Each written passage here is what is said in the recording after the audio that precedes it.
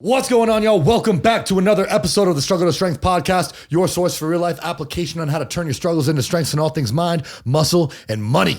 I am your host, Josh Levine, and I am joined here by my longtime friend and my co-host, Travis Hatch. And today we have Ben Dziwulski, founder of WODprep, inside the studio with us. We always love having our guests in person, so this is a pleasure. We got to pick Ben's brain on how he built WODprep into the success that it is today. So if you are at all interested in fitness, whether or not it's CrossFit, or if you're interested in building a business or just optimizing your life, this is a very, very important podcast for you to tune into. I can promise you. Before we get into it, we ask that if you love this episode, please give us 5 stars on Apple or a follow on Spotify. Share us on your socials. You can find me at Josh Levine Fitness, Travis at Travis Hawks Media, and Ben at WODprep. Links are in the show notes. Don't forget, you can also follow the podcast on Instagram. Tons of valuable clips on there. You will see these, and you'll probably see some funny ones of me trying to do muscle ups in the very near future. You can find us on there at Struggle to Strength Pod, the number 2. That's it. Get your notebooks ready, get your Amazon accounts primed because Ben is about to drop knowledge and a lot of really good book recommendations you're going to want. So stay tuned. We'll see you inside.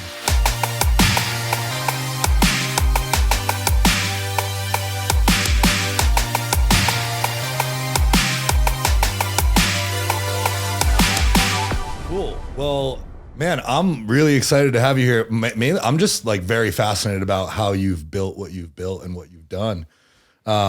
So for people that don't know, like, can you introduce us to, I know we already talked about this, to who you are and what you do? So my name is Ben Dziwulski. I run a company called WODprep. And basically the goal of WODprep is to help people who love CrossFit get better at CrossFit. So I teach people skills, like all of the little annoying things that are very difficult to do that other people make look really easy. Like pull-ups and muscle-ups and double unders and handstand push-ups, like all these skills that are incorporated with CrossFit. WODprep helps people learn those skills and then get better at them. And ultimately, the main mission is to just help people fall in love with fitness in general. And for me, my personal path to falling in love with fitness was through CrossFit. So that's where I teach it is, hey, here's what worked for me. And I pass it on to other people. And when they get those first movements, when they finally get the first double under. I know before the show we were talking like when you hit that muscle up, you probably felt really good. Yeah, it felt really good. Yeah. Really good. And that's what we try to facilitate that for as many people as possible. That's really cool because I think a lot of those, they're super technical. They're not hard. They're not necessarily hard. I should say they're not hard, but they're very technical.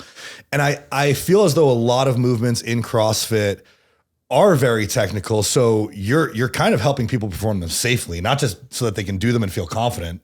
Sure. Feel like a badass, but like. Yeah, there's a lot of people who just watch a video and say, "Oh, I'll try that." And then it ends very poorly. Mm-hmm. And so I try to teach people in a progressive manner, as Travis knows. Travis was in one of our videos and I taught him in, what was it, like 10 minutes or something like that? Literally. How to do a ring muscle up? Yeah, 10 minutes. And you smoked it. Yeah. I mean, you crushed it. Yeah. Safely, I might add. Yeah, and they look good. And the one that I tried before we started wasn't anywhere close to happening. It was in no way, shape, or form was that happening at all. And I could see I felt like I was gonna fall on my head or something. Yeah. And then in 10 minutes, progressing from, bands, rings, getting each piece of the movement down, and then I was just able to do one. It was like magic. Yep. That's crazy. Really cool. So you have these in like courses or coaching and things like that? Yeah, so kind of all of the above. So basically the business model of WODprep is make the world's best free content, and that brings people into your kind of realm of influence. And then eventually we try to get them to sign up for our email list so that they get more free training from us. And then from there, we eventually sell them onto our premium courses. So basically, whether you have $0 or millions of dollars, you can get lots of good stuff from WODprep. And then, basically that's it. We just kind of rinse and repeat. We make really good YouTube videos, Instagram videos, put a lot of those on Facebook, also write some blogs, and we're always making content to help people for free.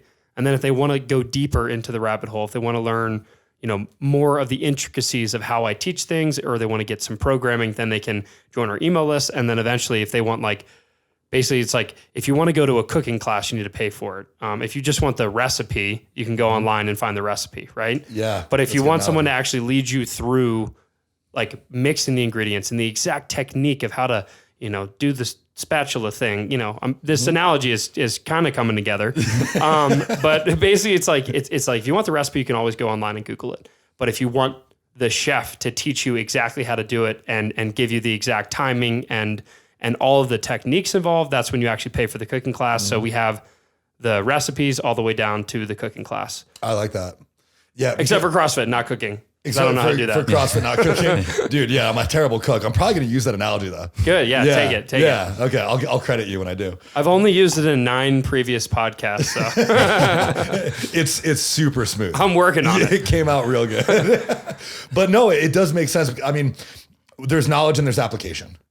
And oftentimes knowledge without application is useless. So like you said, I can learn how to do something. I can read about it. But if I don't know how to apply it, especially to myself, and especially when we're considering movement patterns that, I mean, you probably don't move the same way I do. We have different limb lengths and whatnot. So I'm sure that plays into it. And so, yeah, you want a more personalized approach. Absolutely. And it really comes down to also like, there's something to be said for like, if I show you a video and then tell you to do what he did on that video, the chances of you looking the same are very slim because a lot of us, especially if we're beginners to fitness, like for you, Josh, like you'd probably be pretty damn good at it, right?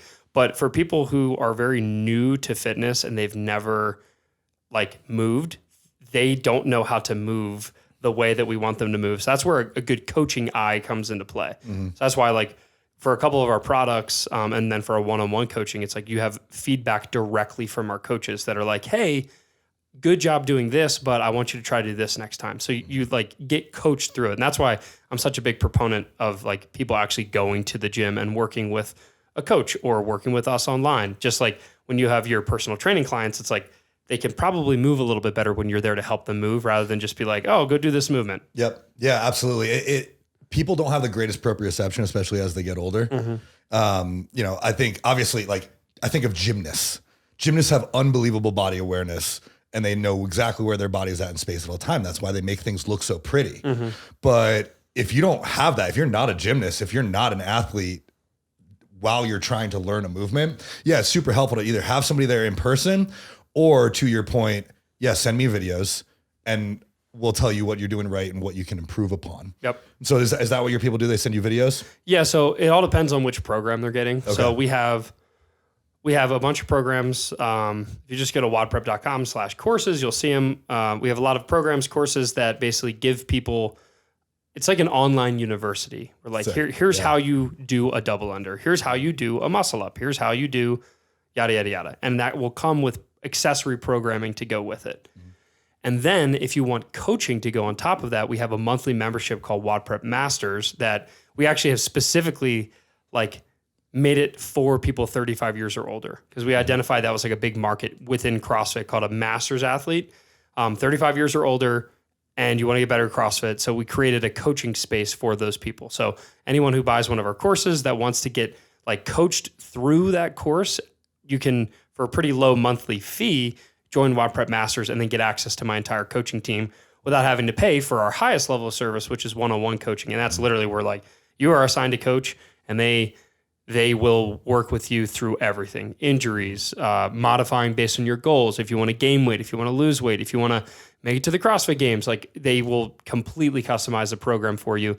And then you get tons of video feedback on like a weekly basis. But we have kind of levels for everyone. Like I said, it's like we have the high-end coaching, which is about $400 a month, all the way down to our free YouTube videos, which you can learn a lot from. So I just want to make sure that like throughout everything, we have the quality to back up what we're charging, or if not, we try to over deliver in everything we do. Always over deliver. And it sounds like, I love the model. It sounds similar to what I do is just, having tiers for people because you don't want to leave people out. Yeah. Yeah. So when did you fall in love with CrossFit or fitness? And when did you realize that you wanted to like make it part of your, like make a living from it, make it part of your life, help people? Yeah. So I found CrossFit it was in between my freshman and sophomore year of college. I went to North Carolina State University. I was on the bass fishing team there. And that was going to be me. That was my profession. It was professional fishing. I was all in. I found CrossFit when I was back home during the summer. Like, I don't know about you guys, but like there's this weird phenomenon at my high school where it was like all the people who just graduated and went to college, they would always like come back early and like just like randomly drop into classes because we'd already be off for the summer after our freshman year. And then we'd come back and like make fun of all of our friends that were still in school and like annoy the teachers. It was kind of like this thing where we'd sort of like haze our old classes kind of thing. So one time I came back and I was like sitting in on my favorite teacher's like class, if you could call it that. He kind of just hung out with us. Love you, Mr. Ashcraft. And he was just telling me, he's like, Ben, you got to try this new fitness thing I'm doing. It's called CrossFit. They do these crazy kippering pull-ups and it's nuts. You've never seen anything like it. I'm like, all right, Mr. Ashcraft. He's like, all you do is go to CrossFit.com and just do the workout. And the warm-up is harder than any workout you've ever done. I'm like, okay, Mr. Ashcraft. And then of course, like the next day I like tried it out. It was like this super old school website from like the late 80s maybe. And it was just like, okay, what is this? And I remember doing the workout. Because back in the day, most people would follow what they call .com programming, which is like you just go to CrossFit.com, someone releases a workout the night before, it's up there, you do what it says, and then you leave your score in the comments. And I remember I did the workout. First of all, I did throw up because, again, it took me a couple workouts to realize, but having a half-gallon fruit smoothie minutes prior to exerting 100% effort in a workout is not advised. Your body does not process that meal accordingly. So anyway, I went in, I did this workout. It was Barbara. It's like one of the named workouts in CrossFit. So there was pull-ups, push-ups, squats, yada, yada, yada. And I did it and it crushed me. And then I went online to enter my score because that's what you did. And back in the day, it was like you would do like M/22/ whatever. And it'd be like male, 22 years old, height, weight. That was kind of the way you did it. I remember I started looking at people that were older than me, people that were younger than me, like girls. They were destroying my score. And I was like, what is this? Like, I thought I was in shape and I just thrown up, which I thought was a fitness thing and not a smoothie thing. And then I just got destroyed by these people. And I was like, okay, I'll be back tomorrow. And they came back tomorrow, same thing. Threw up again, fruit smoothie, problem. And then looked at the scores and I was like, oh my gosh, these people are freaking animals. Like, what are these people? Are they like special forces? Or like, what are these people doing? Started, going down the rabbit hole of just like Googling it and just noticing that like some of these people are just way more fit than me. And the reason why was because of CrossFit. And then it kind of just was a domino effect from there. Mm-hmm. Long story short, that was me falling in love with it, realizing that I wasn't in as good of a shape as I should have been. And then I just kept rolling with that, brought it back to school, got like 5 or 6 of my buddies to start doing it with me. I started like running like very informal, probably illegal classes like at the gym. I wasn't charging. I just bros. There was actually some chicks that were kicking all of our butts, but it was like, everybody meet here at noon in between class and here's the workout for today. And we just throw down, and it was awesome. And I had it was like Inglourious Bastards, where like they order themselves based on the amount of Italian they can speak. Where I was like, I'll be the coach. I speak the most Italian, and it was like I'd been doing CrossFit for 2 weeks, so I was like, I'll be the coach. Arrivederci. Yeah. And then this guy speaks 4th most Italian. He's like, I don't speak any Italian. It's like, I know. And that was it. I just showed up, but that's where I started falling in love with like teaching it, and we just had such a good time. And yeah, it just kind of, it took off from there. And then I eventually started my own CrossFit gym and then WODprep, yada, yada, yada. But that was like that initial turning point was like the main thing for me that kept me coming back is like, this is finally the point in my life where like I fell in love with fitness and I started caring about nutrition and mobility and sleep. When you're a college kid, those 3 things don't matter. Right. No. But all of a sudden, like it started to matter. I was like, hey, like, this is actually affecting my performance. And like, I'm trying to devote myself to a healthier lifestyle. I used to do bodybuilding, especially like my freshman year of college, and it'd be like 2 weeks in, and then I'd be like burnt out for a month and just bored. Mm-hmm. So like, for whatever reason, I hadn't ever fallen in love with like actually pursuing fitness until I was able to make it kind of a sport. Mm-hmm. And then once it became my sport, it was off to the races, man. That makes sense. It's cool the way that it fell into your lap and also the way you realize like fixing your nutrition, and I use the term fixing loosely, but like fixing your nutrition or improving your nutrition, your fitness and all of these things you start to feel good. And especially when there's a performance-based metric behind it, you really like, it's almost like when you're sick and then you feel good again, you're like, oh my God, I can't believe how much better I feel. Oh yeah. And if you deviate from that, you start to feel sick again. Sure. And you're like, I don't want to feel sick again. Yeah. I got to do this. And now you're helping other people feel better as well. Yeah, absolutely. It was so cool to like actually, I don't know, just like, it was where I got my first taste, like as I was learning, because again, I'd only been doing it for a few weeks, literally.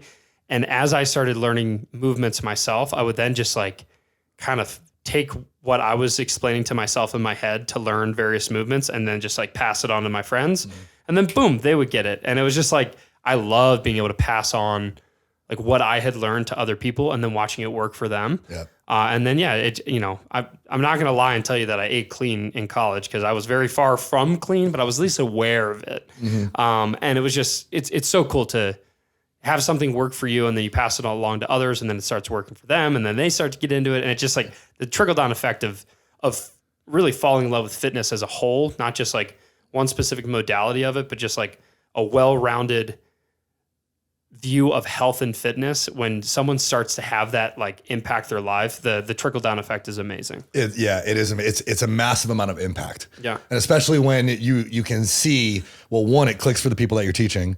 And then they're passionate about it. They're excited that they got it. They're teaching other people. Yep. And yeah, you get a ripple effect of impact. Yep. So speaking of impact, obviously you have a massive impact now with where you're at from a digital perspective.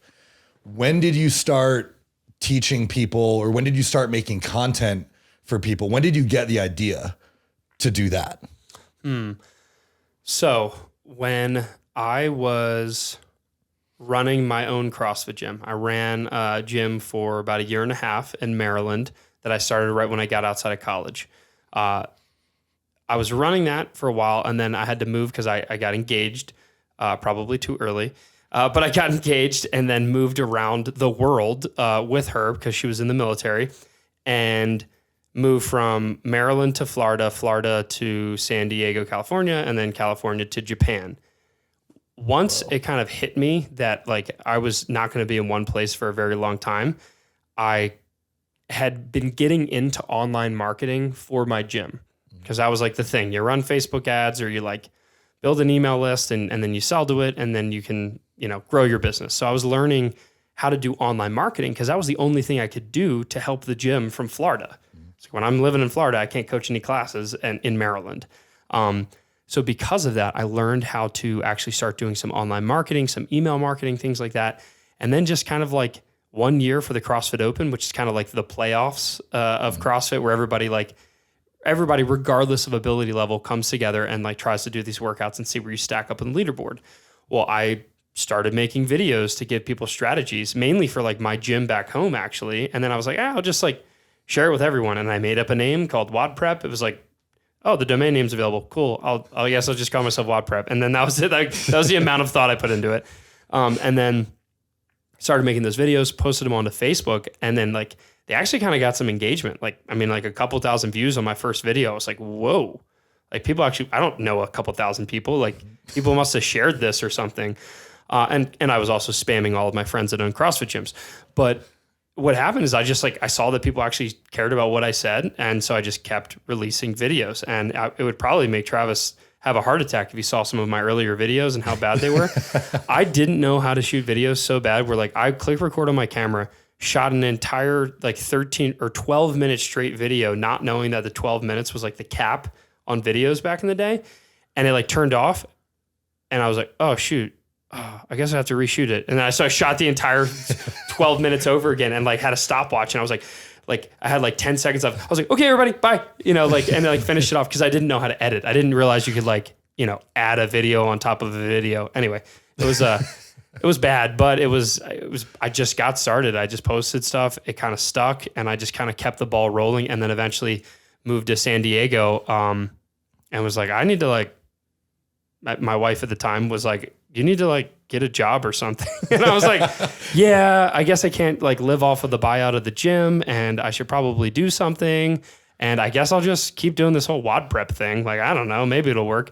And I sold my first course, which is Muscle Up Madness, which is ring muscle ups, which is my favorite movement in the world to teach. I just made like an online course for it, launched it to my email list of like a couple hundred people, and then boom, made like $200. And I was like, holy cow, we are up and running. And I made money on the internet from strangers that I didn't even know about. And this is cool. And kind of just kept rolling from there. That's really cool. Yeah. It's crazy the way that works. And it just kind of happens. Oh yeah. I mean, it kind of happens, but at the same time, there's a lot of work involved. Yeah. But the whole time you're just like, this isn't going to work. This is, that's really what there's I that mean. imposter syndrome that keeps popping up. And the bottom line is the best way to combat imposter syndrome is to keep attacking the thing until you no longer feel like an imposter, and it was just like, it was amazing to like release this program. And then I'm like, well, everyone's going to refund it because it's not that good. Like my videos are ugly. Like I misspelled half of the videos where like there was typos in like the screen instructions and stuff like that. I was like, this is terrible. And then it's like a couple of weeks later, someone emailed me. It was like, hey Ben, got my first muscle up. Thanks. I was like, wait, seriously? Are you kidding me? Like this worked? You're a satisfied customer? Are you nuts? And then it just took off from there, man. That's awesome. The imposter syndrome is definitely challenging. And you were entering a space that like wasn't, I know you said you felt late to it, but it's a pretty new space still. It's still growing rapidly. Yeah. It's funny because at the time, it was actually really interesting. At the time, I found someone that was doing something similar. And just because I found one person that was kind of doing the exact same thing that I wanted to do, I was like, oh, I guess I can't do it. Yeah. Isn't that crazy? Like there's not 7 billion people on that. I can't do it. This guy's already doing it. Like, all right, I guess I'll have to find another business idea. And like the thought of that is like mind blowing. It's like, how many car companies are there? How many clothing companies are there? It's not like Lululemon came on and was like, oh, shoot. Nope. Someone else makes yoga pants. Can't do it. Yeah. I guess we'll just go into baking or something. I don't know. Like, it was just like, it's so funny. Your mind will convince you why it's a bad idea. But I don't know. I think it was honestly just like the books I was reading and like, I was just like, I'll just try it. Like being willing to just try it out to see how it goes was a big step in the right direction. It's the people that are unwilling to try or like use so much logic to convince themselves not to try it that they just stay stuck. But for me, it was like, all right, well, I don't really know how to sell anything on the internet, but I'm gonna try and send some of probably the worst sales emails I've ever made in my life. But like a couple people bought it, and then I just rolled that up into the next one and just kept taking swings. And then slowly but surely over the last 7 years, the game has gotten easier, or it's gotten more predictable, or we're like more professionals at our craft. So yeah. How did you learn? So you said like you didn't know how to do it. How did you learn back then? Were you learning some in college? Were you learning from other people? Was it books that you were reading? Yeah. Was it online information? Like, how did you learn that? It was all of the above in terms of learning. I was a sponge when I was, especially like first getting into online business. I was reading all of the business books. I remember one of the first ones I ever read was Jab, Jab, Jab. Right hook. There might be another jab in there. There's always too many jabs. There's a lot of jabs. I only want to do 3, but there's I'm pretty one sure there's right 4 hook, or 5. though. Yeah. Jab, jab, jab, jab, jab, jab, right hook by Gary Vaynerchuk. And it's funny because I'm like, these Not days. a boxer. Yeah. These days, I'm not as huge of a fan as Gary Vee as I used to be because he kind of promotes this like hustle porn where it's like, I sleep 3 hours a night and you should too. I'm like, no, that's really stupid. It's really unhealthy. Don't do that. Yeah. Like, stop it. That's really dumb. But that book at the time was really good for me, just simply to understand that, like, if you want to sell something, start by just giving them value. And then eventually you can ask for a sale. Like, really simple stuff. And that's how my entire business was built. Whereas, like, lead with value. One of my favorite business mentors and another guy who I learned from, going back to your question, Travis, was Ramit Sethi. And he is like an OG in the online information space. And he's always such high quality content. And his whole like thing he says all the time is like, our free content is better than everyone else's paid stuff. And I was like, ooh, I like that. I'm going to steal that and try to do that. So that's what we try to do. It's like, hey, even if there aren't other people charging for this, or even if everyone else is, shooting their YouTube videos on a handheld camera with a crappy mic, like we're going to try to take it to the next level. And it's so funny because, like, as Travis knows, because he shoots at our studio all the time, like the amount of compliments I got this year at the CrossFit Games, like, oh man, your videos are unbelievable. Like no one does them as good as you. I'm just like, wow, it's cool that like the efforts that we put into it, and like being a little OCD, trying to focus on quality over everything, really is reaping dividends. And then I know I'm getting sidetracked, but basically it was like, I became a sponge. So I took an online copywriting course called Autoresponder Madness, which is like OG copywriting course. Like we're talking like old school direct marketing spam, but he's an amazing writer. Andre Chaperone is the guy's name. I took that course. I read basically every freaking online marketing book known to man at the time. I learned about there was a lot of mindset books that I read, like The Slight Edge by Jeff Olson, The Compound Effect by Darren Hardy. I'm replaying this because this all happened when I was in San Diego. It was like that transition from Florida to San Diego. And I was like so hungry to start something. I just didn't know what yet. I was just soaking up all this information. And then moving forward, like once things started getting serious and I was like, oh shoot, this is like a real business. And I went from a solopreneur or wantrepreneur, not thinking that I actually could do it, and then actually started making money doing it. I started transitioning to like more business development books. And then, like I said, like Ramit Sethi's courses have been huge in my growth. And then there's, I don't know, a bunch of other courses and books where it's just like, I'm just learning about how to build a business and not just scrape by making enough money to pay for expenses, but more of like, I want to build a business. And that's when I started hiring people and expanding from there. And then another big one, I know we were talking earlier, man, that you have a business mentor, right? One of the best things I ever did, it was like WODprep was making maybe like $1,000 a month. And I hired my first business mentor, Billy, from what the heck is his website called? His old website was foreverjobless.com. And I hired Billy Murphy, and it was like $600 a month, and I was making $1,000. So it was like, this was everything, but he, with his just like very clear-headedness, could like help me digest problems, help me scale the business. And like, that was some of the best money I've ever spent, even though it was like I couldn't imagine anymore spending 60% of my net revenue of the business into mentorship. But back then it was what I needed to take the little bit of revenue I had, dump it right back into me learning, and knowledge is one of the most scalable things you can have, right? It's one thing to like spend money on ads, but it's another thing to spend money on the knowledge to create even better sales funnels. So with Billy, I specifically remember the most important lesson that I learned from him was like, I kept coming to our weekly meetings. And in hindsight, it's like, wow, this was so cheap compared to like what business. I know you're like $600 a month. $600 a month. Shit. Anymore, it's like every mastermind in existence is like, all right, give me $25,000 and I might consider talking to you. That's how it works these days. Shout out to all my mastermind people. It was how much I make in a year. Yeah. So I came to a meeting once and I was like, checking in with them, like, oh man, last few days have been tough. I've been trying to edit these 3 videos. It's taken me, like 8 hours a day to edit them. And like some of them aren't very good. And I was just like complaining basically. And Billy's just like, hey, Ben, do you like video editing? And I was like, no.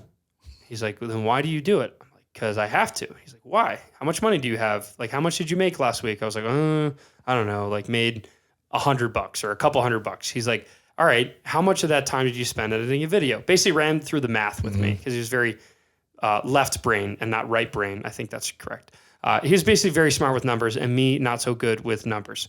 And basically he like made this argument where he's like, your time would be better spent hiring a video editor and then using that time to help make more content rather than worrying about actually editing the videos. I'm like, I don't know, man. And he's like, how about this? By the time we have our next meeting, which was in a week or 2, by the time we have our next meeting, if you haven't at least tried to hire a video editor and gave them one task to do, I'm firing you as a client because I don't want to hear you complain anymore. And I'm like, oh, crap. And that was the best thing to ever happen to me because I hired this lady who was living on the military base.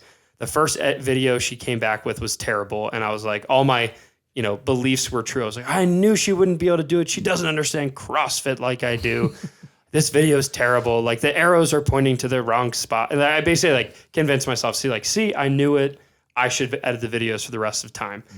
And I was like, all right. And I sent her back a couple edits. I was like, hey, like you missed the boat on this. And like, this needs to be here. And like, what if we did this? And then she sends me back her second edit. And I was like, I am never editing a video ever again, because this is 100 times better than anything I've ever made in my entire life. And then it was kind of off to the races. That was like the first confirmation of like, wow, hiring people to do things I'm not so good at is a very, very, very good use of my money. And then also hiring for coaches is a very good use of my money. So like that combination of like hiring people to solve problems I don't want to solve, and then hiring coaches to help me get to the next level of thinking, like that 1-2 punch has been instrumental in growing the business. Yeah, that was something I think I learned this past year. And I also learned it from my business mentor. And it was, previously I was training people in person and I was trading time for dollars. And that was a problem because you can't scale scalability. Can't scale it. Yep. I only have a certain number of hours in a day. I can't keep trading hours for dollars. And so he was like, no. We don't trade time for money. We trade money for time. And ever since he mentioned that to me, I hired Travis. I hired assistant coaches. I have a VA now. I'm like, I have a lot of things that either I don't like to do, I'm not good at, or just take me way too long. Sure. To the point where like, even things around the house or like, if I can hire someone to do it and it basically costs less than my hourly rate. Sure. I want to hire someone to do it. That's why I have a chef. Yeah. Do you really have a chef? I do. Dude. She drops off food every Monday morning. I like order it on Saturday. I put my dishes out, like my Tupperware, on Monday morning. She picks them up from my front step. And then magically later in the day, she texts me and says, when can I deliver? And then I have a week's worth of food delivered to my front door. It cost me like $185 to $200 a week. But like for me, it's like, that's a no brainer, dude. That's like how much I spend on groceries anyway. Yeah. I mean, it's a no brainer. And you don't have to grocery shop. You don't have to recipe plan. And she sends you the recipe. Like you can add it into MyFitnessPal and break it. It's a no brainer. Yeah. Okay. I need her contact info. Yeah. So the bottom line, like one of the best things about the, like a book I read recently that I've recommended to a few people is called Who Not How by Dan Sullivan. And it's hilarious because like as an example of how scalable like hiring is, like he's an author of the book and he didn't write the book. Like that's the first thing he says, because he's like, it's like with someone else who's like a really good author, and basically just like this author interviews him and then like they co-author the book. Anyway, it's fantastic. But one of the lessons in the book is like, whatever you're procrastinating on, that is the perfect sign that you need to outsource it to someone else and find a who to do it, not figure out how to do it. So like, rather than like, a lot of people try to make everything so efficient and perfect when it's like, honestly, you'd probably just be better off finding someone else to do it. So like for me, rather than like geeking out about like meal prep Sundays, it's like, nah, dude, I mountain bike all day on Sunday and like hang out with friends and like eat delicious food and then wake up the next morning and know that I don't have to worry about food, or preparing it or anything like that. Because I've pre-made healthy choices and I'm willing to pay a premium for that because it makes so much other things in my life easier. Yep. And then Travis is a classic example of like, I kept giving my people the worst out of focus videos where like the coloring was wrong and just everything about it was terrible. My audio, like I was just not good. And I hated having to click the button to record and then get it all set up. And I was just like, you know what? At some point I just want to be making enough where I can just like have someone else shoot videos for me. And I just stand there and talk. And that's kind of what we do now. Travis comes, we come up with jokes and I say them into the camera. Crush some awesome videos. Yeah, and we smash it. And it's just like, that's one of many, many examples. Same with like a cleaning person. I have a dog groomer, like just all these things where it's like people are so quick to want to like hold on to all their money and then they just give away all their time. And I'm like the opposite. Dude, the opposite. Yeah. It's, and people, they think they're saving money. Right. And it's like, nope, you're just wasting time. No, you're not investing. Like it's an investment to save you time so that you can go make more money or do things that you love doing. Sure. And live a quality of life. And that's really important too, is like a lot of people try to do like, there obviously is like the actual like mathematical equation you can do that's like, well, if I outsource this hour, then I can go spend that hour and make more money. And that's great. And that's what you can do with a lot of it. But for me, a lot of times it's me buying back my personal time as well, where it's like, all right, I'd be cooking in the evenings anyway. I'd much rather veg out on the couch and watch TV, or probably more accurately read a book And then that book is either going to make me feel more relaxed, or it's a business book where I'm learning. So it's like this combination of like, you don't necessarily have to have the pressure of like, I've outsourced this. Now I need to hustle twice as hard to make up for it. I used to do that a little bit, but now it's much more of like, I have a better quality of life where like I can take a deep breath. Like my assistant, Liz, takes care, like I have a crack in my windshield in my car, and I'm just like, send her a picture with a frowny face. And she's like, all right, I'm scheduling windshield replacement. I'm going to do it when you're out of town. And like, she takes care of all of it. Because otherwise that would just like make me really angry for an hour trying to figure out how to do that. We have to do it. I don't like doing that. I don't like doing anything that I don't like doing. No, I don't like doing things I don't like doing. I will do things that are hard if they're good for me. Yes. Yeah, we do hard things. That's why my shirt says do hard things. Yeah. But I think, okay, so in anybody's entrepreneurial ventures, I think there's a time where you can't afford the time or money to do those things. Totally. Did you go through that? Absolutely. Yeah. Okay. Yeah, I mean, dude, there was a long period of time where it was a grind fest of, wake up, get to work, and then when you couldn't see straight anymore, put in a couple more hours and then go to bed. You know, and especially at the time, my wife at the time was very much deployed a lot, so she'd be deployed for a couple months at a time, and I would I wake up, hustle all day, go to bed, repeat. So yeah, you can't jump to the outsourcing conclusion and outsource your entire life with $0, right? But the argument I would make is like, as you start accumulating revenue or money, find ways to use that to buy back time or buy more knowledge. One of those two things, like time or knowledge, probably prioritize knowledge in the beginning because you don't know what you're doing. I still don't, but like, in the beginning, you literally have no idea what you're doing in terms of developing a business. Buy your time or spend that money to buy knowledge. And then eventually that's going to start to transition from maybe not as much knowledge, or the knowledge that you're spending it on is less frequent. I'm talking like maybe annual mastermind events and stuff like that. And then start to switch it to like, what are things that bog me down and slow me down, both mentally and physically, that there is no value doing. Like, it's one thing if you have a big yard and you love mowing your lawn and that's like therapeutic to you, there's nothing wrong with that.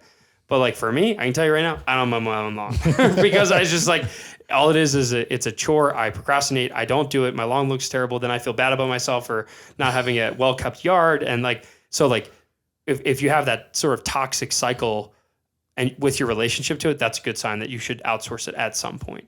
But I'm definitely not condoning frivolous spending of money to outsource every single inconvenience in your life. You do have to have a disciplined schedule and like understand the value of deep work, because I think a lot of people don't understand that either. Yeah, for sure. And also, like when you're talking about this, some things like, I think you can pick and choose what you're outsourcing and what you're willing to deal with. As an example, I have a basket full of clean laundry in my room that is not going to go away. Yeah. And I'm okay with that. The pile system worked great. I still use it. Yeah. I use the pile system every day. Yeah. So what other systems do you feel have been helpful for you in getting to where you are now, from like systemizing lists, things like that? Do you have anything that you feel was really valuable? Because like I've tried doing lists. They're hard for me. I know I just need to learn how to do it better. When you say lists, you mean like a to-do list kind of thing? Yeah, like power listing almost. Yeah. So 2 books that I read these really early on, and it's funny because I can like recall where I was reading them. So one of the first ones was The Power of Full Engagement. I remember reading that in Pensacola, Florida. And then also, this one's even better, I think, is The One Thing by Gary Keller and Jay Papasan. I've heard of that one. So The One Thing, so The One Thing I'd say is the definite one you want to read. And then to go with that is Deep Work by Cal Newport. That like 1-2 punch there should beat you over the head enough to help you organize your schedule. And ultimately what it is, I'm like you. Like, I don't do lists. I'm not very, like, I'm an ADD, all over the place idea guy that, like, if I say, oh, I'm going to do one thing, and then, like, have a thought enter my head, and I completely derails me, and I'm on to the next thing, and then I'm like, what was I doing? I'm all over the place. You guys both know, right? Yeah, that's me. Travis definitely knows. He's seen me shoot videos. He's laughing. Hey, watching you. This is why we need him at WODprep HQ. So the bottom line is the one thing it's such a simple concept. He's like, block out 90 minutes of your day to focus on one important task. That's it. That's the goal of your day. Anything else is just bonus. But I think the problem with a lot of people who are making lists is they'll have a list of 10 things. Like, I'm going to do all 10 of these today. Yeah, no. Not happening. No way. And Never. it's like each one of these things is an hour plus. Mm-hmm. Who do you think you are, Superman? Like, Well, there's you're not an AI too. Like each thing, you switch gears every time. right. Like, Are you like limitless? Did you take the special drug, AZT or whatever it's called? It's so important to just like prioritize one thing and then just focus on doing that one thing. And then where deep work comes into play is like when you are focused on that one thing, eliminate all other distractions. Like, think about how productive we are in this conversation. It's because like I'm not on my phone checking Instagram. I'm not letting dings and buzzes and stuff like that like distract me. I'm not like, oh, I wonder like when's the first Ravens home game? Like I'm not thinking about all these things because I'm focused on the task at hand, and I can do that for an hour or so and be fully invested into it. So how can we create this level of like focus and accountability with ourselves? And that's where the one thing, powerful engagement, and then deep work are both like really all very, very good books that are all sitting on my bookshelf at WODprep HQ to always remind myself that like when it comes time to doing, like when you have a day's worth of work ahead of you, just find one thing, like what is the number one priority, and then do that thing for like chip away at it for an hour or 90 minutes. Because you'd be amazed at how much you can get done in an hour of focused work compared to an entire day of haphazard drifting. Always checking your phone. Yeah. Yeah. Like, dude, I feel that on airplanes. I'm so fucking productive on airplanes. Amen. Like, I'm like, okay, I'm stuck in this seat and I can't do anything. I have no cell service. Yeah. It's like, awesome. I actually have to do this work, and I get more done that few hours than I will in the entire week. A friend that I know booked a flight from Washington, D.C. to Japan and then stayed on the plane and flew back. No. To write a book, and he did it. He wrote the entire No book shit. on the flight. He booked a business class ticket and was like, this is like with cash. And he's like, if I don't write this book, right? Like this $9,000 is flushed down the drain. And he did it. And he did. His name's Peter Shankman. He's in the entrepreneurship group that I'm in. That's awesome. But yeah, sorry, I cut you off. You were going to say something. No. That's awesome. Do you have a book on the horizon? You've written so much content. Like you have a book's worth of content, I'm sure. Yeah, I don't know, man. It's so funny because like I'm actually starting a podcast on the horizon. That's like my first foray into like true long form content. I'm actually have my first podcast tomorrow. So Travis, you better help me get my studio set up. Gotcha. But I haven't ever, I've like thought about it. I feel like everyone writes a book. It's funny because I like don't feel like I have that much to say. It's probably an imposter syndrome thing, but at least I think the long form start into podcasting will potentially open up my brain to like, if I was going to write a book, what would it be about? Like, yeah, sure. I could like write a book about like my journey as a entrepreneur maybe, but at the same time, I don't know. I feel like I got a long ways to go before I like feel the need to share my story. I haven't had that many people ask me if I'm writing a book, so I feel like that's a sure sign that I shouldn't be writing one yet. I was like my buddy Mike Dola, who just sold Stronger You Nutrition. I don't know if you ever heard of Stronger You Nutrition. So he's one of my buddies, dude. I mean, you want to talk about a guy who knows how to grow a business. He grew this business enormous. He's incredible, super awesome dude. And it's like everyone in his life is like, when are you writing a book? Including me. I'm like, Mike, I need all of the information you learned about growing a business in a book. Please write one now. And I think he did finally like, all right, everyone told me to write a book. I'm writing a book. I don't ever know if he actually wrote it or if he, moved on to his next project. But like that to me is going to be the sign. If more people ask me about it, then I'll be like, all right, maybe I'll consider it. But at this point, I wouldn't know what to write it about. Maybe you'll figure it out while you're doing your podcast. Yeah. Yeah. Long form conversation. Exactly. Or you just have someone put like all of your content that's similar together in a book format. Sure. And then you don't have to write it. Yeah. Yeah. Shoot, look at Tim Ferriss, right? I mean, half of his books anymore are just like whittled down versions of his podcasts.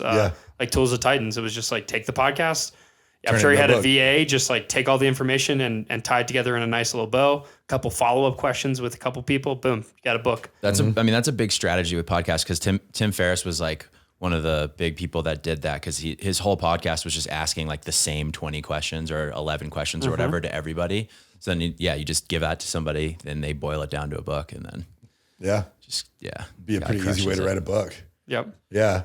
Something I wanted to ask you about, and this is something that I feel like a lot of people are probably struggling with. When you were growing your business and your wife at the time was on leave a lot, so like you could buckle down and go to work. Do you think you could have done that if she wasn't? Do you think you could have maintained a relationship on the come up? Good idea, or good question. I mean, I don't know, man. I mean, like, it's funny because when I was like all in and like full send into WODprep, and it was like my obsession. I was like in hustle mode. It was just me. And like, again, like saw growth, started hiring coaches and started, hire my video editor. I was definitely all in. Like, it was the only thing I could think about. If I like went out to dinner, I'd be like, man, I can't wait to get home so I could get back on my computer, Yeah, I know it. I think it was probably a good thing for our relationship that she was gone for long stretches at a time, because I could go fully buckled down. Like, I had no life, no social, no nothing, except for snowboard season. That's where I'd go chase powder all day in Japan. But it was just like me and the dogs, and I'd exercise, and then I'd make videos about exercise, right? And write emails and write blog posts. Like, that was it. Full output mode. If it was a more traditional relationship where like she came home every night, there were definitely some times when she wasn't deployed where it's just like, geez, Ben, like you gotta stop working at some point. And it's funny now because, since then she's started her own business and is off doing that as well. And it's like, she started her own business and now she is like very much like, now I know why you were like that. Like, I get it. Like, how do you do anything other than work? Because you have so many ideas. So I think it's possible, definitely, when you're in a growing business. You just have to be like really open and honest to your partner, where you're like, hey, listen, like, this is my mission and I'm all in on this, and it's probably going to be really annoying for you because I'm not going to want to do anything other than work on this business. At some point I will be out of these weeds, but you just got to trust me. And she did, she did trust me. And yes, it did help that she was deployed for multiple months at a time, but it would have been more difficult to maintain a solid relationship if I hadn't had that like forced separation. Mm-hmm. Yeah. And I think there's almost like a structure, like more structure that's required if obviously your partner isn't leaving for long periods of time and letting like you have the opportunity to just go all in and go ham for 12 hours a day. Right. And that's where deep work and the one thing come into play. It's like, hey, I understand that you might not have 14 hours to just grind from sun up to sundown. However, honestly, if I had truly internalized the idea of like focus on the most important task for an hour or 90 minutes at a time, and like that's your only goal of the day, is that like 90-minute block of deep work time. If I had done that and had like a quote unquote normal relationship where the spouse leaves and then comes back at the end of the day, like I could have done it. Mm-hmm. But you do have to have that discipline where you don't let like what is it called? It's like where the amount of time allotted, like you automatically use up all we that you're allotted. Yep. What's the freaking? Yeah. If you have a week to do a project, it'll take you. No, that's kidnapping. We have that as well. Yeah, some sort of syndrome thing. Yeah, but wherever you'll get what's needed to be done in the amount of time that you allot yourself to do it. Right. So if you give yourself 12 hours to get something done because you're quote unquote hustling, like chances are you're going to waste a lot of time and you're just spinning a bunch of plates. But if it's like, hey, I got 90 minutes and I have this one thing I need to. Like posting on Instagram is probably less important than like building out, emails to send to my leads, to generate actual customers, or like you kind of have to just prioritize, like, what's my main thing? Honestly, what's the thing you're kind of procrastinating on the most, or like you're afraid to do? So you want to do all the fun stuff first. especially in the beginning, before you can start outsourcing all of that, like that's the stuff you got to attack and accomplish. I just did that with my email list. I've been sitting on it, just waiting because I'm like, oh, I got to post on Instagram. I got to post on Facebook. I got to make this video, do this. And then finally I was like, yeah, I'm just going to sit down and write like 6 emails. Email list is number one. It is. So do you like, and maybe it's different now because you have people that you've outsourced to, but did you dedicate different days of the week to different things? And did you structure it that way? Or did you have parts of the day that you did shit? Yeah. So that's a great question. So I used to do that exact thing. I would have Wednesday was like my buffer day. So that was a day where all of my chores took place. So I could never make an excuse like, oh, I got so much errands to run and I have so many meetings. It was like, nope, that was always on Wednesday. And then I'm trying to remember what my old schedule was. I would have shooting days. Like, so I'd know to have my hair cut and I still was terrible at that. Just go look at my old videos. I would have specific days blocked out for video shoots, which I kind of still do now with Travis. He knows that like Tuesdays from 12 to 5, that's shooting day. And I would block out specific days for specific main tasks. And anymore, now it's like I have meeting Mondays. So like Mondays are the days where I do stuff like this and have a lot of my meetings. Tuesdays primarily are revolved around video shooting. Wednesdays are still kind of like a buffer / meeting day. Thursdays normally is another content production day. And then I leave Fridays wide open because Friday's basically the weekend. And then Fridays are a lot of times where I meet up with people. Like I connect with other entrepreneurs, other business owners, other fitness people. But especially early on when you have so many different roles that you're in, it was very important to me to have specific days to do that. Otherwise you feel too burdened and too run down. Or like, let's say you have like 20 emails come in. You're like, oh my God, I got to respond to those emails. And if you don't already have time blocked out to respond to it, it's always weighing on you. Like, when am I going to do this? When am I going to do this? So that's why I like, if you pre-plan your week ahead of time and block out those deep work periods, you're going to get a lot more done. And then another like pro tip is like, figure out where you are at your most energetic and most focused. Do the hardest stuff during that time. And then if like responding to email to you is easy, then like save that for like an hour blocked out in like the afternoons or evenings. Don't allow that email responding, which may or may not be important in any way, shape, or form, or the Instagram posting or the Instagram DMing. If that's something you could do anyway at any time, don't allow that to take up that precious real estate earlier in the day for me, where like that's where my creativity comes. Yep. So like on video shoot days, I pretty much spend a lot of that morning like trying to dial in like what videos am I producing? That's where all my creativity comes into play. And then actually standing in front of the camera is kind of easier for me. So that's where I do it in the second half of the day. So it's very important to be mindful of how you're organizing your week and also your days within each week. Yeah, I feel that massively because, well, I still have a lot of clients myself and I have all this work that I have to do. Check-ins start rolling in and I'm like, oh, shit, I got to do check-ins, but I got to do the Instagram post, but I got to write an email, and I need structure. So I need to start incorporating some of that. When you were creating all of your content, did you schedule it to go out? Yes. Yeah. Okay. Yeah. Like back in the day, I don't do that anymore, but it was very much like pre-scheduled. I guess Instagram's I remember there was like Schedugram. That was the thing we used in the past, but yeah, for Facebook and YouTube, it's like, oh, yep, like we get it all posted and it's pre-scheduled to go out. And I tried to stay on a consistent cadence there. Okay. Yeah. Cause I know, and everybody else who's listening, it's like you go to make an Instagram post and it's like you fuck around on Instagram for 20 minutes. Like, yeah. Yeah. Like it's not effective. That's why. So I have a quote on my office wall that I always try to remind myself of. And it actually used to be my phone background. It's just create more than you consume. Right? Like if you continually internalize that mantra, like you will be really in anything you do, but especially in our space of like creative output, like if you are creating stuff to be released into the world, that is so much more productive than consuming other people's content, right? Look at every successful musician, look at every successful painter. Like that, I can assure you they're spending more time producing content to be released to the world and saying, like Seth Godin talks about it, like, here's my gift to the world.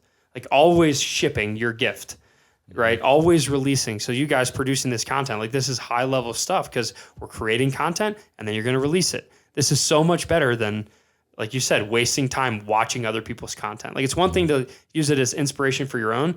It's another thing if you're just sitting there like I always kind of beat myself up when someone's like, oh yeah, I did XYZ the other day. And I'm like, yeah, I know. I saw everything about this on my Instagram story. And the fact that I know this just means I'm spending too much freaking time on these damn social media platforms. So it's like, that's like a telltale sign for me where it's like, dude, you need to like produce. And I love it when I go to tell someone like, hey, like I did this the other day. Oh yeah, I saw all about that. Like that was so cool. Like, yeah. And it's like if you're trying to be the person who's releasing courses and you're releasing products, like you're an online presence, you need to focus on output over input. That's the name of the game. Yeah, because you want people to consume your shit, not the other way around. Exactly. I think the other thing that I'm starting to get better at now is, as a coach in the fitness space, I follow a lot of other coaches in the fitness space. And it occurred to me one day, those aren't my clients. Yeah. So why am I like, yeah, it's cool to interact with people who I look up to and learn from them, of course. But I was like, well, shit, I need to start following more of my client, like the people who are actually going to buy stuff from me. Right. So yeah. And then you get follows back and you grow that way. What do you think was the biggest help for you in expanding your reach of attention? Because we need attention. You can't just keep sending the same things to the same people. Yeah. You need to grow your base. The main thing for me was, I mean, honestly, so we create all kinds of different types of content. Like, so for instance, on like Facebook is where we really started to get our first engagement. Like I was challenged by a mentor to see if I could make like, do you guys remember like back in the day when there was like those really, really viral food porn videos? Yeah. Where it was like, here's how you make, chocolate chip cookie dough cracker popcorn bites or something like that. Jordan still watches those all day. Covered in chocolate drizzle with, spaghetti or something. This is like some insane thing. And then there's this video over the top where like they like show them creating the recipe. It's like very therapeutic. Those videos like basically hacked the Facebook algorithm because everyone in the entire world loves it. Everyone would share it and they would just get millions and millions and millions of views, like tens of millions of views. So I was challenged by a mentor. Like this group that I was in was challenged by this guy, Adam Linkenauger, who runs a really big basketball YouTube channel. And he was just like, hey, if anyone in this group can figure out how to make these like viral food porn videos, but like do it within their industry, I bet that would work really well. And everyone's like, okay. And I'm like, I'm going to do that. So you can actually go back into my early YouTube archives and see like a couple of the videos that I made. And it's funny, I thought it was like all about this aerial footage where like I showed people how to like make wrist wraps and do this. And then I just started like making all these other like short viral videos where it was like these like 30 seconds, maybe a minute long, where I teach like one thing very visually and make it shareable. Like no actual talking in the video, just like a beat or something like that. Just I was literally just taking the food porn videos and saying, how can I make those CrossFit-y? And I made like 5 videos. And like, I remember I made this batch of 5 like shareable videos. And then the last one I almost didn't post because it was so bad. Like it was horrible. Like the lighting was off. I did a terrible job editing it. I didn't even have an editor at this point. And I like almost didn't release it. And then I was like, whatever, I'll post it on Facebook. Like, what's the worst that could happen? And then I woke up the next morning, I had 690,000 views or something like that. I was just like, hey, Adam, I did it. Like, I think it worked. It was crazy. And it blew up and got, over 1 million views. And then I was just like, I will keep doing this. So this all goes to say, to answer your question, what did I do to gain reach is I always would double down on what works. So like attack your problem that you're trying to solve from a bunch of different angles. So for me, let's say a problem I'm trying to solve is how to do muscle ups. Okay. I would attack that problem with a bunch of different kinds of videos. So like one video is like, which kind of muscle up are you? Right. And that's just like, I show like 5 different versions of like really sloppy, really shitty, or really bad failed muscle up attempts. And then just say like, comment below, which one are you? And like, it would just blow up. So then what I did was I took that, which muscle up are you? And I turned it into which pull up are you? Which double under are you? And I just took that one piece of content. Once I struck a nerve and saw something that worked, I would be like, where else can I apply this in my topic? Like in my business. And since I have so many different topics I can cover in my business, as soon as I see something click, over here, I apply it in all my other videos. So it all goes to say that like, I always just try a bunch of different things. And then when something works, double down on it. Find ways to do more content like that. And that's what worked for us on Instagram, on Facebook. Like one thing that Travis was there for was like, we just kind of like, I was like, hey, I want to try comedy videos. Like, I feel like that's going to be, I love comedy. I've never really like done much, but I like laughing and I like making people laugh. And I think CrossFitters are just taking themselves way too seriously anymore. This was like back like a year ago when like things were not so good in the CrossFit ecosystem. I was like, Travis, let's make a funny video. And we did. And then got like $100,000 or 100,000 views in the first day. And I was like, all right, cool. And like, that's still to this day, my best Instagram video ever. Really? Was just me trying something new. And then we've been able to make a few more of those, which by the way, we should probably make a new funny video. It's been a little while. I just made more of those, and every single one of those kind of hits that same nerve. It's funny, like people at the CrossFit Games this year, like, oh my God, which CrossFit athlete are you? That was the funniest video I've ever seen. And I'm just like, dang, that was just like a kind of like passing idea where I'm like, I'll try it. And then it hits. So the thing is like, keep doubling down on what works, but also make sure that you're trying new things, because you might be just a couple degrees away from like finding something that really, really strikes a nerve with your audience. And then when you do find it, expand from there, make more of it. And like during this hour-long conversation that we've had right now, almost all of the crazy things that you were like, like maybe I'll try it, they all worked out well for you. And I'm sure there were a lot that didn't. Oh yeah. Yeah. But you have to actually you have to not be afraid to do the thing. Exactly. I mean, like this is such a lame, like, analogy, but it's like, if you want to hit a home run, you got to swing the bat, right? And you're going to strike out sometimes.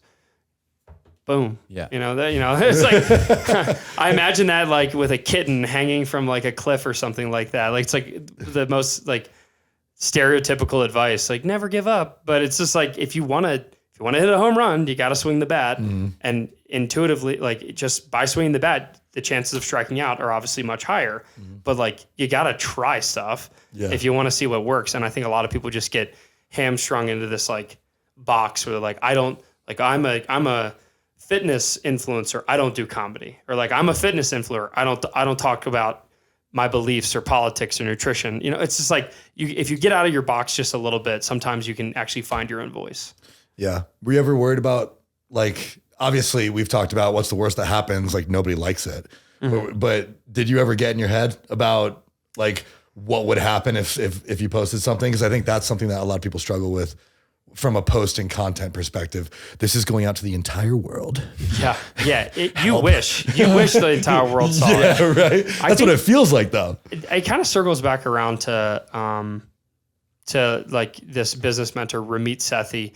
And he talks about like, one of the quotes that he always has mentioned is like, we are but a moment of our customer's day. Like we are like barely a thought in their mind. Right? We have thousands of customers, and I can tell you right now, very few people are thinking about WODprep at this very moment, right? Because they are living their own lives. Everyone's selfish.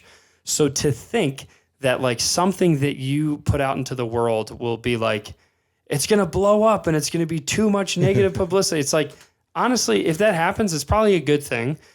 Sure, you could ruffle some of the wrong feathers or something like that, but ultimately, like, very rarely do I ever think that people need to like tone down their content or like not share as many opinions, or not, try as many new things. Like, oh, you like, I had some people comment on my funny videos or like, get back to the informational content. Like, this is too silly. And I'm like, I don't care.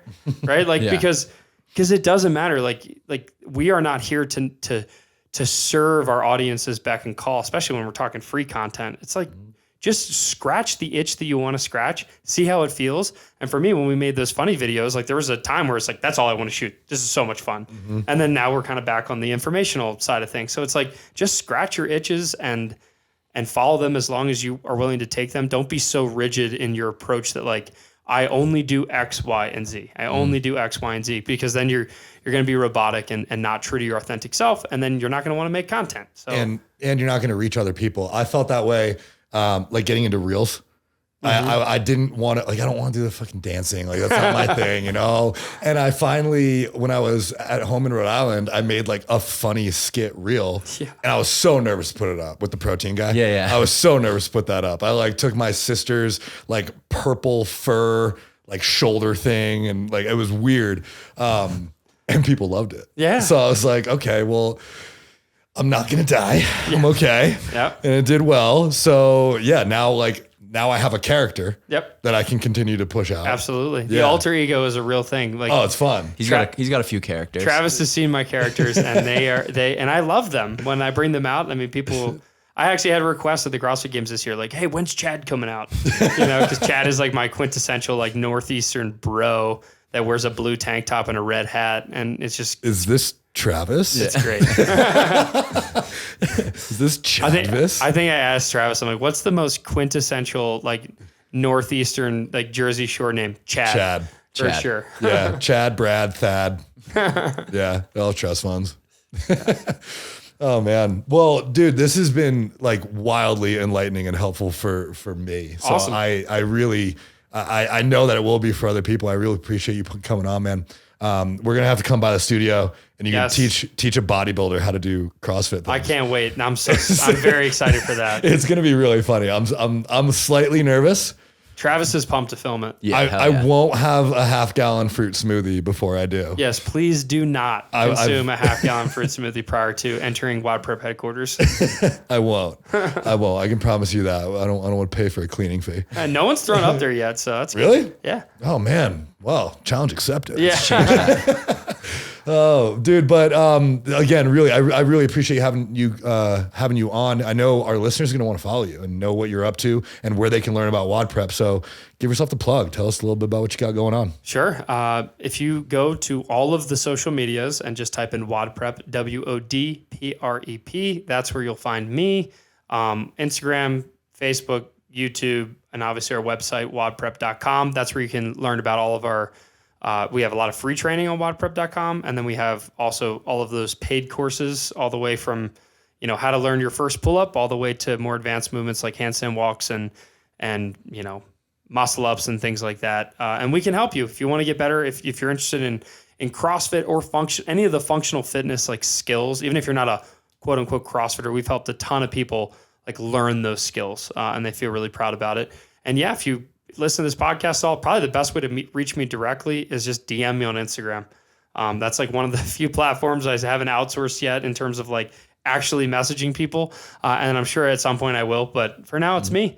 And yeah, I'd love to chat and love to hear what you took away from the podcast. And yeah, if there's anything I can do to help anyone, whether it's in fitness or business advice or anything like that, I'm pretty much an open book.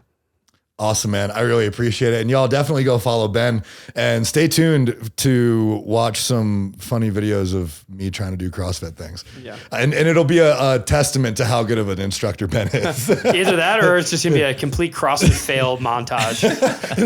Be like the only guy who's ever failed WODprep. Like my worst athlete of all time. Oh, man. I'm really excited for it. So, yeah, we'll get that on the books. Thank you, everyone, for tuning in. We'll see y'all next week. Peace.